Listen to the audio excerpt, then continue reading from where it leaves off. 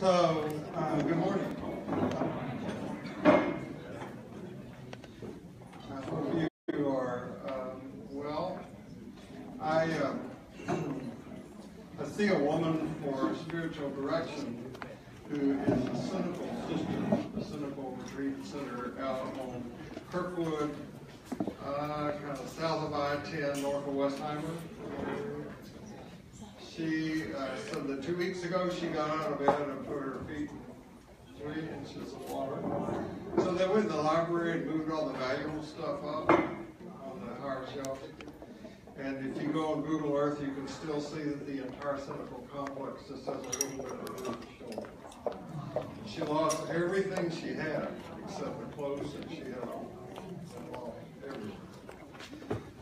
Well, they don't know where they're going to go. And we had a lot of people who, in this church, who had suffered losses. And you are among the most generous people I have ever known. I have never, in all the years that I've taught this class, asked for a penny. But we just gave a bunch of the money away. Actually, we did. Holly and I did this kind of in concert. It was Holly's idea. And so Holly's going to come and talk to you about money stuff.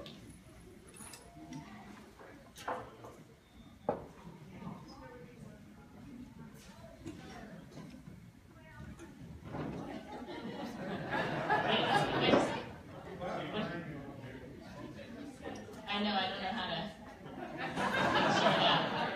So glad, yeah. Just tell us. We don't need to see it. Tell us. Right. Okay. I think by now most of y'all know me. I'm Holly, and I'm on the finance committee for Ordinary Life, and want to give you guys a third quarter update, both in general and also specifically as to what Bill was talking about. Right now, we have about $10,000 in the bank, which means that we've also already given $10,000 to Missions of St. Paul's that serve the poor and underserved. And much of that thus far has gone to both Rutabaga and the Fe y Esperanza ministry. We're relying on Veronica in the finance department at St. Paul's to help us know what programs are in the most need, and she really helps guide where the money goes each month. After Harvey, however, Bill and I talked, and together with the finance committee thought it might be appropriate to give as much money as needed to the Harvey relief effort. There are many people in our church, as well as in this class, who have been affected, and St. Paul's began a relief fund. I think it's yet to be entirely determined both how much need as well as how much is available. So we're kind of, Bill, would you say it's accurate to say we're working with Tommy kind of on pause till we get some direction from Tommy as to where this needs to go? Yes, Tommy requested that, if possible, that St. Paul's be a focal point for giving, collecting, and organizing help. Yeah. And his statement is that if you need help, contact the church. If you are able to help, contact the church. Yeah. And there are many people I know who are doing things like going to Costco, checking with Jennifer West first, yeah, and going to Costco and buying diapers, baby wipes, socks, yes, and bringing them across the street to Abraham Station. yeah. They'll take anything. But if you check with Jennifer first, she'll tell you this is what we need today. Right. And we are, as a class, contributing to that effort.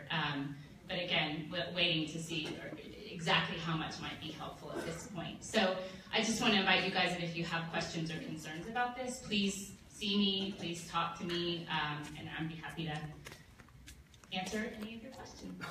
Okay.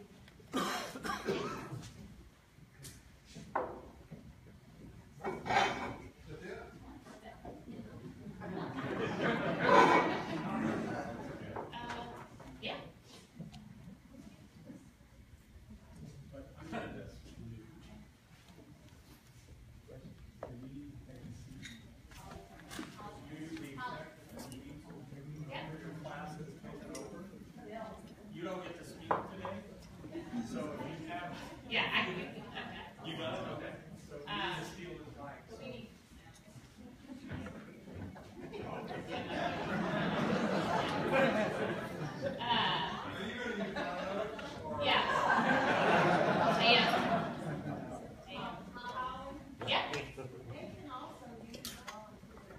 absolutely. And it's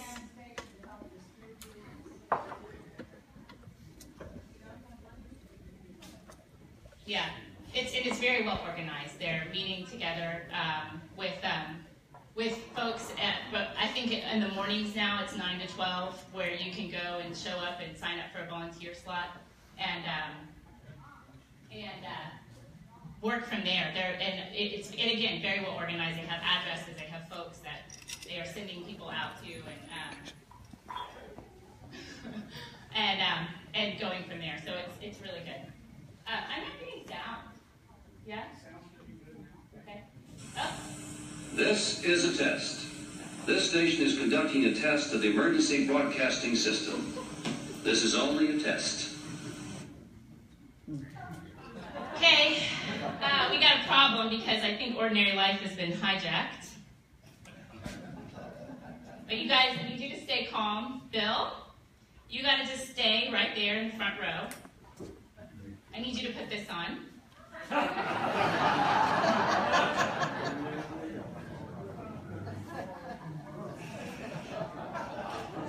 I need you to read this, and it's legit.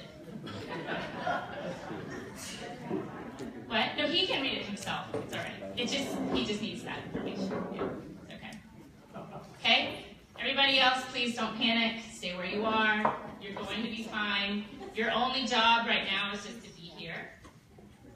And you will be rewarded in the end. I mean, that's what we're promised, right? We'll be rewarded in the end. The Finance Committee update was also legit. So, here we are. Hi, guys. So we've been derailed, and in the wake of a pretty crazy couple of weeks, I think we could use a reason to celebrate and a reason to experience a little joy. And the reason that I think we could use that is because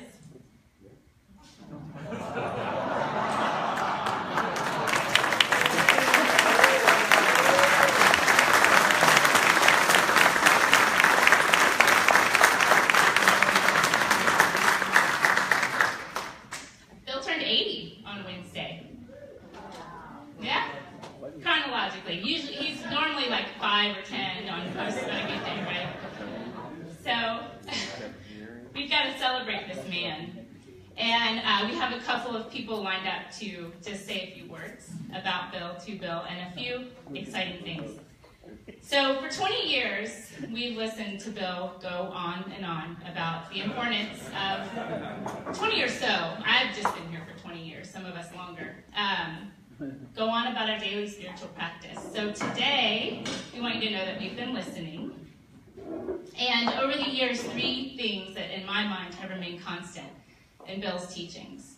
One is magic, which we're going to get to, I promise. Loving kindness and compassion. We've heard that one a lot. And having a daily spiritual practice. Today we are going to get to participate in all 3 of those things together. One of the first things I remember about Ordinary Life or absorbing was when Bill used to use the quip, we have a moral obligation to be happy. Anyone remember that one? Yeah. I think I even made a painting about it and gave it to him when he married Josh and me just under 11 years ago. And when I first heard it, I felt a little bit like Hermione in this clip of Harry Potter when Ron does a rather poor job of reading Harry's tea leaves saying, "You're going to suffer, but you're going to be happy about it." She's the one rolling her eyes. So, Bill, you might hear me say this and think, well, I've still got a lot of work to do, but thankfully I'm only half your age, and I have time. So,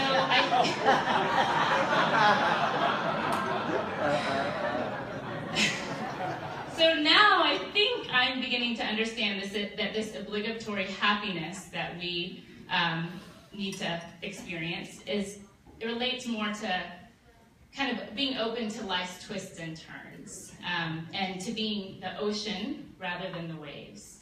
So, Bill, we're throwing you a twist today, and I hope you're going to be happy about it. Doing okay? Okay. My words to you, being part of this community with you at the helm has contributed hugely to all of our awareness. I'm certain that we are all living in the world with just a little bit more love and light because of your teachings and because of all that you've given us. So I'm going to invite us to participate in a group spiritual practice. It's easy because all you have to do is to be here and be willing to listen. A daily practice I remember Bill saying would change our lives is one of gratitude. Remember writing the 5 things every day that you were grateful for. And I think I speak for many of us when I say both present and listening from afar, because there are probably those who are listening and going, what in the heck is happening? Or they might have other words for that. And just saying, I am immensely grateful to you for walking this path with us. And I hope you'll bear with us while we shower you with a little bit of magic, a little bit of love, gratitude, and humor as you begin your 8th decade. So, it will be impossible for each one of us who wants to say something during this class time, but there is a list of us who will. If there's time, we'll open it up to a little more spontaneity. And I also have a stack of superhero postcards on the back table that if you wish to write Bill a birthday note, please do so. There's pins and postcards. Without further ado, I'm going to invite Scott Wells up, one of Houston's best magicians, to perform a little magic. Thank you, Holly. I don't do a mic, but I don't. He did something today. Well, Oh, he did. Okay, you got it. for a moment he might. You want me to move it? I think I got it. Thank you. Mystery and surprise. That's what magic is all about, and that's what this class is about in many ways. There are a lot of mysteries that Bill has unfolded to us over the years, over the decades. And there have been surprises sometimes as we've left, thinking we have learned some things that we weren't expecting to learn. You know, he has double entendres. There's some things that you say that go much deeper and take the rest of the week. Sometimes we walk off, it seems like after a Sunday at church or a Sunday school class, and we got the lesson, but we go on with the rest of our lives. But it seems like the things that he has taught, at least from my perspective, that I have thought about throughout the rest of the week, saying, oh, wait a minute, this does have another meaning or a different way of kind of going down the path. And as a result, that mystery has been unfolded to me, and I've been surprised. Well, there are a lot of mysteries and surprises even we get every day. And in fact, we even get them in the mail from time to time. I'm going to have you hold on to this for just a minute, if you would please. Letters are kind of a mystery. They don't use anymore. We all use email. And so there's really no surprise, because when things pop up, oftentimes there will be things that will be in the subject of the email, so you know what it's about, as opposed to a real letter, handwritten to you with your name and address and everything on that. That's kind of a mystery and surprise. You don't know what's in it until you unfold it, and the mystery will be revealed. Well, that's, again, what we're going to be doing a little bit here this morning for just a few moments. I'm glad that you're all here. I thank you very much. And there's been a lot of talk, as you heard, over the last few years about fake news. Well, I thought I would share a little real news from the National Enquirer.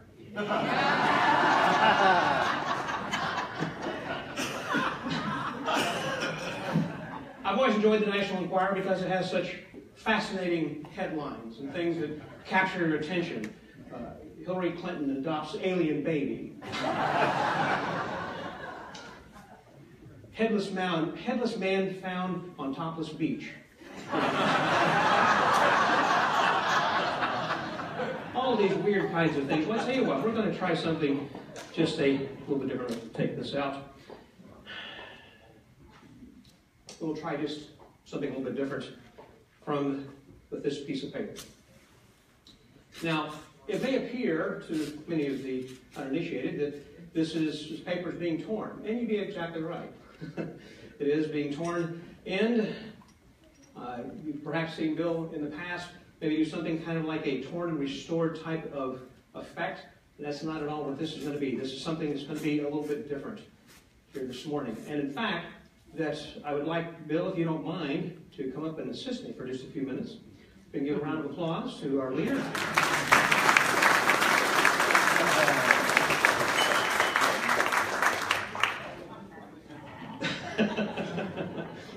You look wonderful. Trust me. I'm a magician. And so with this bill, we're turning this into a number of pieces over here, as you can see. and you are going to be the person who is my assistant. Typically, that we assist you as you do magic, but today we're going to have you do the magic here as well. So if you'll take the pieces into your hand, and as you wish, count them one at a time. There are, I don't know, a bunch of pieces. I tore it in half and half again. So count them down, and at some point you can stop. I think I've got about, toward 8 times, I got 16 pieces there. So somewhere, just don't count them all. Just stop wherever you want. Just put them down one at a time there as you wish. And at any point, wherever you wish, you can stop putting pieces down. And we will arrive at a random piece of paper. Got one? Very well. And so, continue putting it down so it's in your hand. And this one, if you'll place over to the side. Okay? So now we have different headlines of different pieces of paper that you've torn apart. And this one, it says, unicorn spotted. That's kind of, what does it say? On the other side over there, personal horoscope over here. Another one that could have been mommy knows, something like this. However, that you got a piece of paper, go ahead, the one that you had stopped over there, we just pick up that piece of paper. And as he does that, if I'll have the envelope back over here, please. We'll see if we can get a mystery. Would you please just read, there should be a headline on the front and back of that. Is there a headline? And if so, would you please read the headline out loud? Heartless Hollywood snubs Lindsay. Heartless Hollywood Snubs. snubs Lindsay. Very well. And inside here is the envelope and a piece of paper that of all the places that you could have stopped.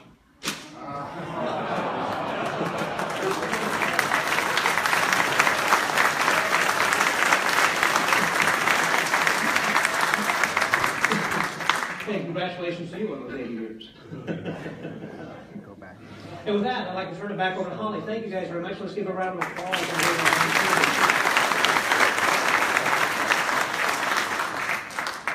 Doug? Where's Doug?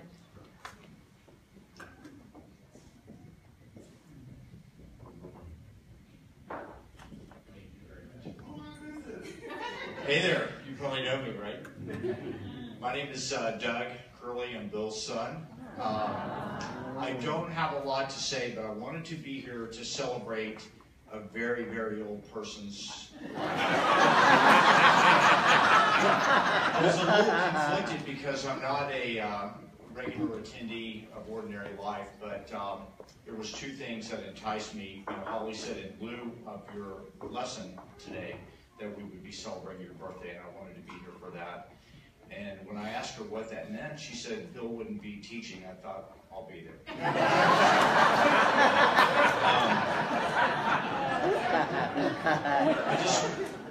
I wanted to be here and tell you I love you and I support you. And I wanted to be with a group of people that you made an impact with. You certainly made an impact with me. I love you very much, and I'm very grateful that these individuals have been able to tolerate you for 20 years. You're definitely on my gratitude list, and I think about that immensely. I'm very grateful for being here, and you're a direct responsibility for that. So with that being said, I will turn it over to our next person here.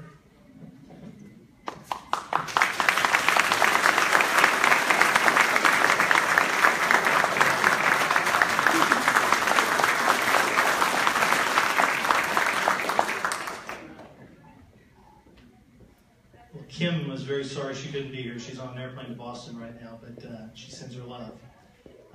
We were fortunate enough to luck into the Ordinary Life class a couple of decades ago, and it was just amazing. Came and never left, and feel so at home here. Thank you, and we owe that completely to your work here. I would also like to share that on our 25th wedding anniversary, Bill was kind enough to administer the rites to. As Kim and I renewed our vows, and that was 9 years ago, and so she wanted me to extend the invitation for our 50th, in 16 years. You'll be there. Okay, good. It's a day. Well, thank you, Bill, for everything you've done for this class, to hold us together, to bring us together, to enlighten us, to help us be better people and more whole people. For those of you that don't know as well, that there is an endowment that was set up in Bill's name a number of years ago. The corpus, I think, stands at over $125,000 now. And the purpose of that endowment is to bring in speakers and that help advance the lessons that Bill shares with us. So those of you that are doing your year-end tax planning, please consider making a donation to the St. Paul's Foundation. Here ends the commercial. Thank you, Bill.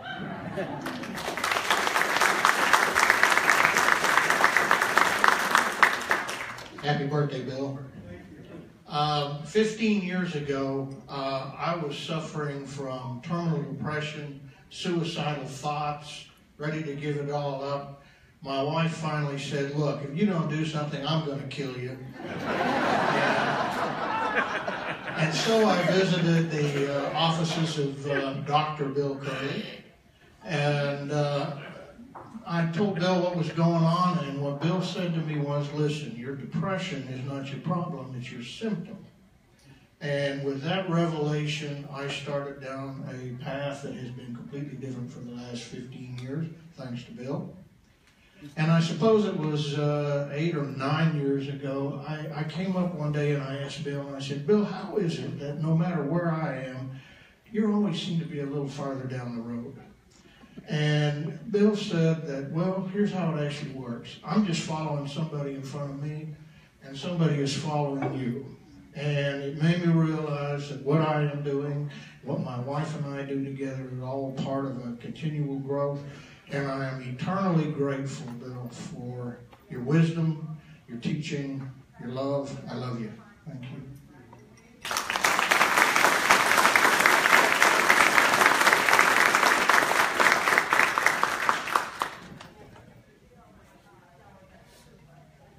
Well, as many of you know, I've been the man behind the curtain up here doing things at this class for many years. I realize you and I have known each other for almost 20 years now. And I sat down to write down my thoughts about how to say thank you, and realized I'd take up the whole class if I did that. We have this joyful, wonderful friendship that entangles technology and spirituality. And luckily there's this thing called the internet. So I found a great 3-minute video that will keep you from having to listen to me for 40 minutes going on about Bill. And I'd like to play that for you now real quick.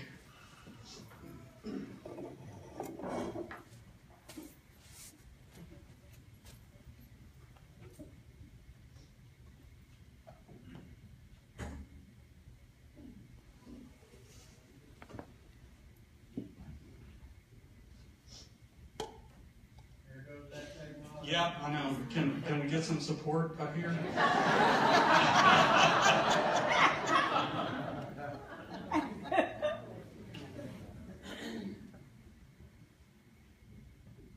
All right, let's try this.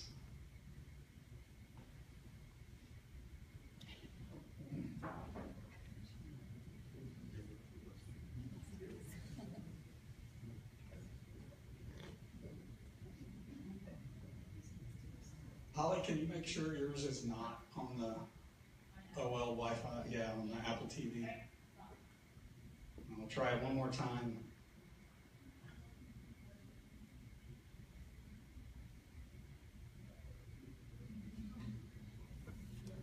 No, you're not going to have to listen for 40 minutes. Well, I will send that link out when we do the show notes.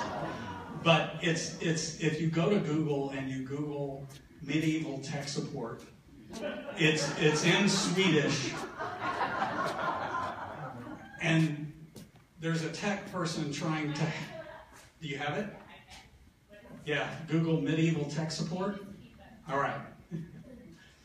So as Holly pulls it up for me, see, even the tech guys need tech support. So Yeah, it's on YouTube, and it's called Medieval Tech Support. But basically, there's a medieval priest who is having trouble migrating from scrolls to a book where you turn the pages. All right, and let's go ahead and play it, Holly.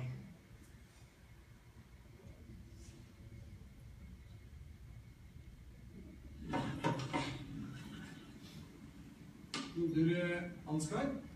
Ja, det er jeg, ja. Ja, så bra, ok. Ja, hei du. Hei du. Ja. Ja, hva gjelder det? Ja, det er denne her. Ja, vil du sitte? Takk. Ja. Jaha. Ja, så den, jeg har ikke fått gjort noen ting hele formiddagen. Ja. Nei, jeg beklager at jeg har ikke gjort det. Vi holder på å legge om til et helt nytt system, og da skal alle ha litt på en gang. Ja. Så du kommer ikke inn i den, eller? Nei, den bare ligger der. Jeg forsøker å komme inn. Jeg synes det er så enkelt å lage til et helvete. Hva er det som kan? Nei, det skal jeg ja. Du bare gjør der. Så, ja, da er vi i gang. Ja, så langt kom jeg også. Ok. Men så stoppet det opp, og så var jeg redd for at noe av teksten skulle forsvinne, så jeg turte ikke å gå videre. Åja, ok. Nei, men du skjønner, inni her så ligger det kanskje flere 100 sider med lagret tekst. Så for å komme videre, så tar du tak i et ark. Så da rører du neste side og fortsatt teksten. Du blar, altså. Du blar, ja. Men når jeg skal tilbake, da? Ja, da blar du tilbake. Ja, så tilbake til teksten. Ok, så slutter der, og så fortsetter den der, ja. Men når jeg skal avslutte dagen, hva gjør jeg da? Ja, da slår du sammen permene. Ja? På den måten der. Så, den måten der ligger alt lagret inni der. Altså, jeg risikerer ikke å miste noe av teksten her. Nei, det er ikke lagret. Ja, det er ikke så fyr på du har holdt på med skriftruller, så tar det litt tid å konvertere til å bla i en bøk. Ja, det er også godt over. Det var greit? Ja, men det er før det går. Du må gå igjen. Sånn. Og så, hva kaller det? Blar. Jeg blar frem og tilbake. Og når jeg er ferdig, så bare lukker jeg den. Flott. Ja, men du, nei, ikke sant?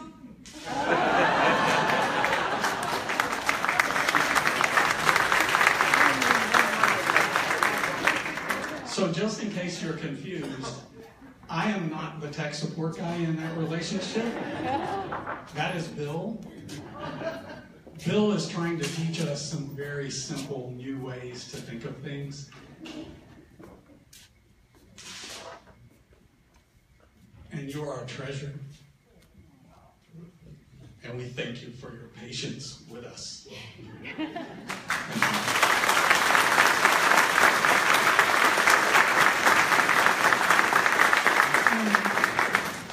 Wow, thanks, Richard. How do I follow that?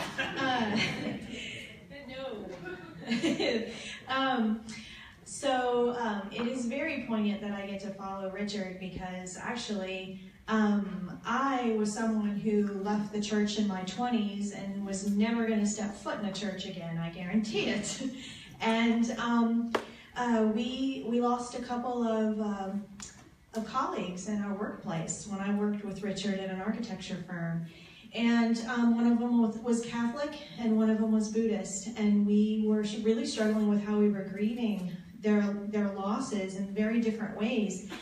And so Richard brought this man in for grief counseling for us to help us grieve the loss. Both of them were 29-year-olds. Both of them were engaged to be married. Their stories seemed so much the same.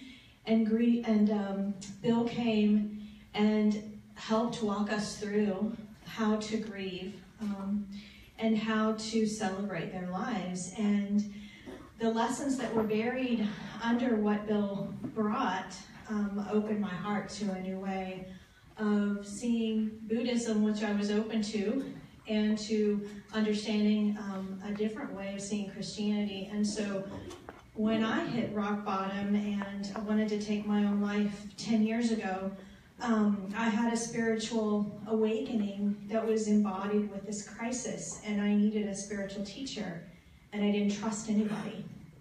But Richard had introduced me to Bill, And now people ask me, are you Christian? Like, what are you?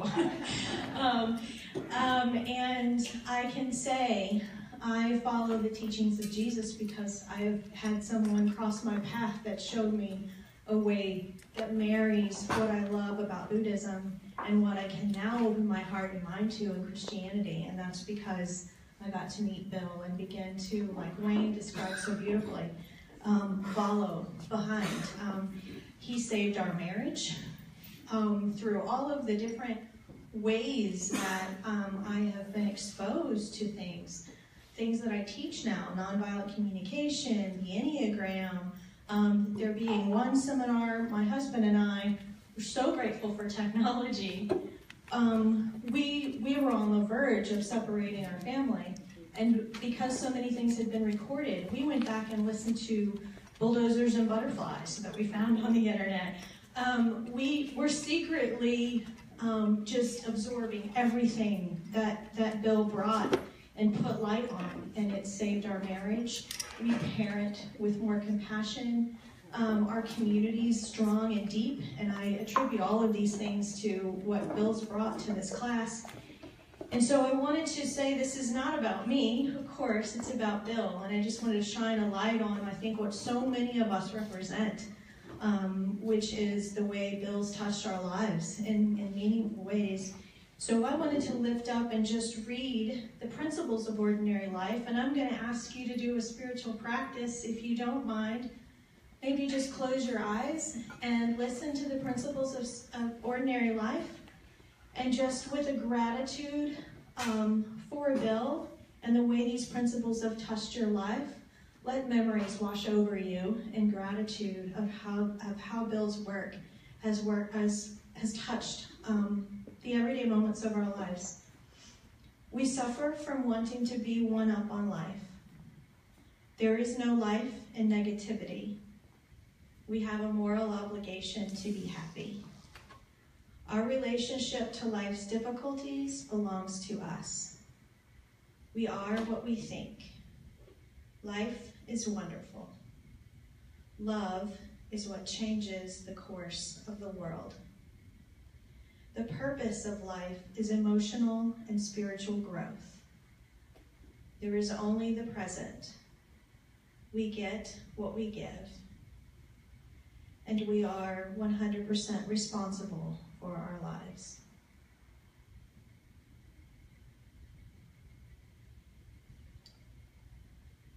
And I just want to end with a poem that was brought to me because of, I attribute this back to Bill, that my being able to experience the labyrinth, I learned about that from coming to this class. And on Thursday in the meditation, I met with Jay Staley, who leads a lot of labyrinth events and builds labyrinths all over the world with people, with Reginald Adams.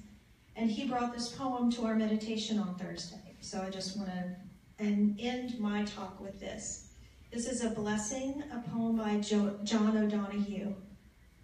On the day when the weight deadens on your shoulders and you stumble, may the clay dance to balance you.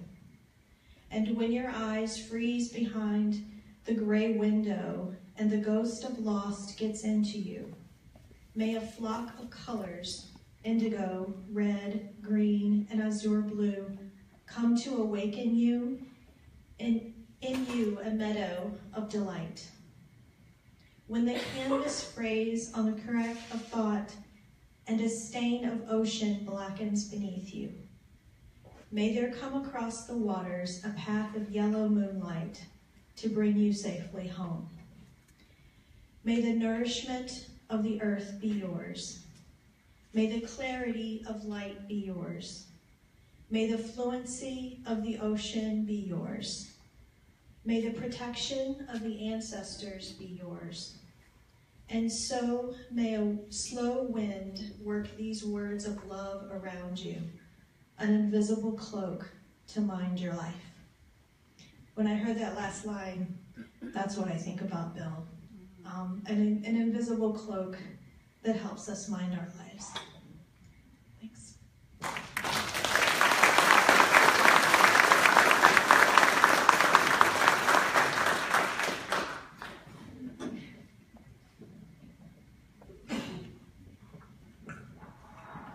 morning, everybody.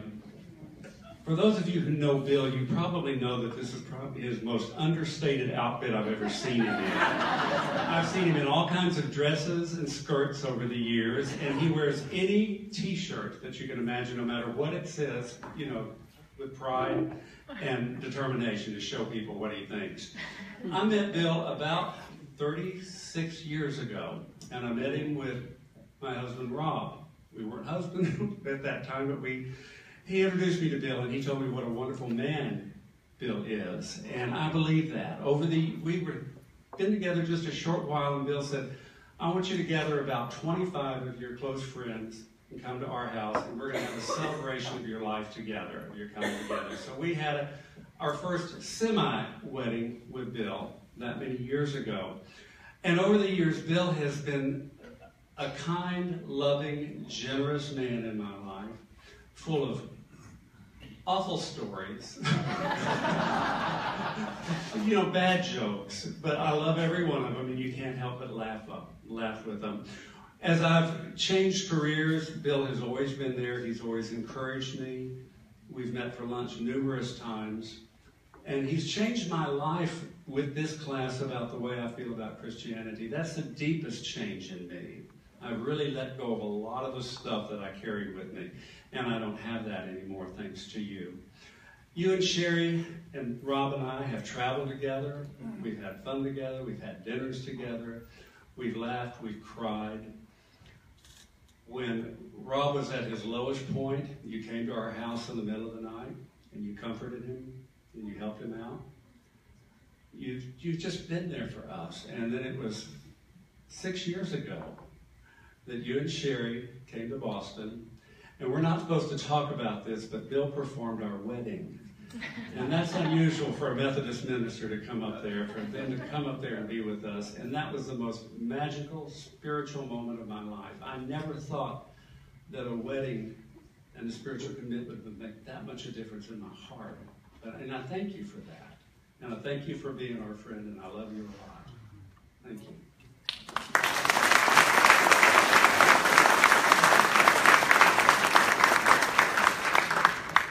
That ceremony was more than magical.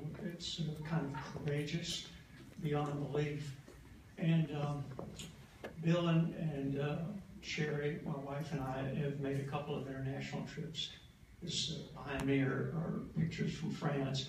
But about 10 years ago, a dozen of us from this church, including Jim Sasser, Crystal and Tom Irwin, Sherry, Bill, Patsy, my wife and I, went to Bolivia on a church mission. And I want to celebrate in that the sense of Bill's lightness and his joyous mysticism, because Bolivia is got a 500-year history of mining of silver.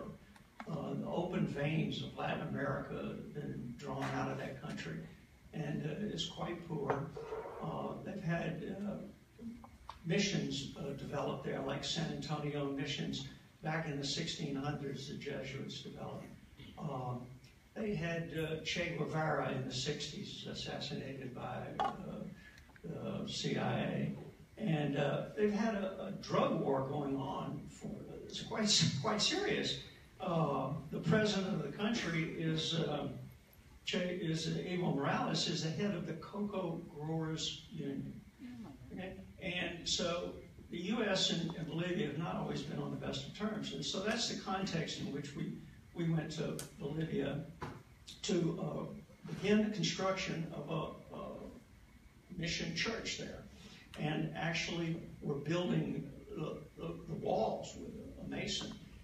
And one of these pictures, you can see I'm digging ditches, and I turn around, and Bill is doing card tricks with a couple of fish. And he's got a really unique cell phone, and in that cell phone, if he's got an app, and if you turn it, it actually looks as though you're pouring beer. And the kids just love it. You could see the beer pouring in the foam, right? It was amazing. But the real issue over the drugs and so forth, we thought we were there, and Coco is there. It's like having coffee or smoking a cigarette. Used to be here. I mean, this guy we were working with, Mason, he's working all day long. He's an old guy, just a rough rural fellow, and he is eating this. He's chewing this cocoa all day long. The cocoa leaf is like a live oak leaf. It's about as big as your thumb. And so we said to him, well, what is with this? And in our best sign language, in Spanish sign language, we said. So he gives us each a leaf, right? And so we're chewing it. And it's like, oh, it's exciting, It's like chewing an oak leaf, right? And so we said, come on, what was it? So then he scrapes off a little of this like bicarbonate. It's like looks like pepper in your hand, and you take a little pinch of that, and pow, like that, And to me, it was like a Pepsi, sparkle in your mouth. But to Bill, he went into this like trance. Oh my God, I feel like I'm in a foreign country. Everybody's speaking a foreign language. So there's a quality not only of imagination, but of a lightness and joy. A lightness and joy that Bill has shared with us, and it's almost as though I think that's one of the key qualities of a mystic. It's not just being living in a cave and smoking pot, but it's being joyful and loving life right now in the present. Thank you, Bill. Happy birthday.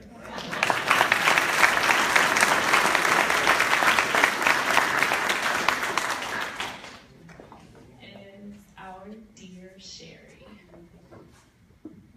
Where's she? Hi. How are you? Okay. Good.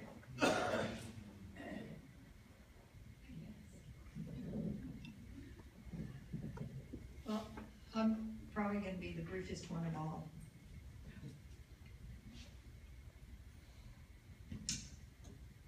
Ordinary life. I think I'll take out the ordinary for now, because it gives you so much life. Even though you have to work your fanny off creating these talks. After all, it gives you a chance to use so many words.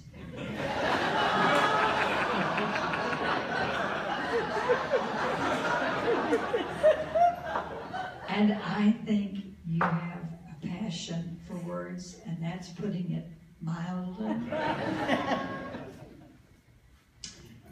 The phrase wordplay has a lot of meanings where you're concerned. And I think it is telling that this group, no, this family of people want to surprise you like you surprised them with your puns by celebrating your big birthday. What a gift of love. So now, it's time. If my voice will let me, I will lead you, and we will sing. Happy birthday to you. Happy birthday to you. Happy birthday, dear Bill. Happy birthday to you.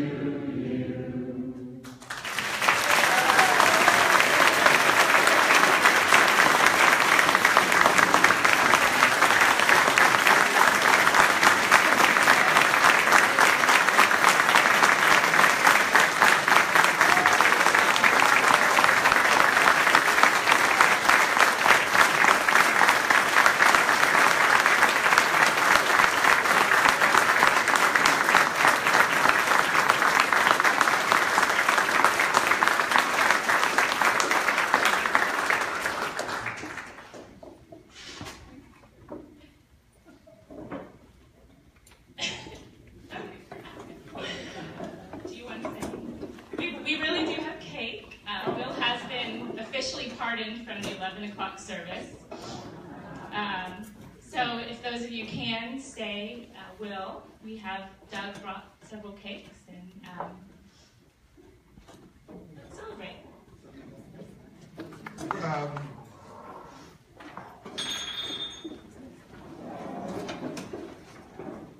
I'm speechless. For what?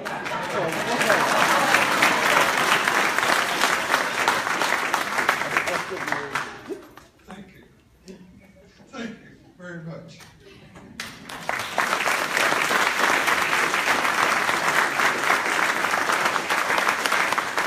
And it is the end of the Ordinary Life Hour, but please take a minute to write a birthday postcard if you would like to. You can bring it back next week or take it with you. Leave it on the back table if you choose to write today. Thank you guys for letting us. Hi, Jack.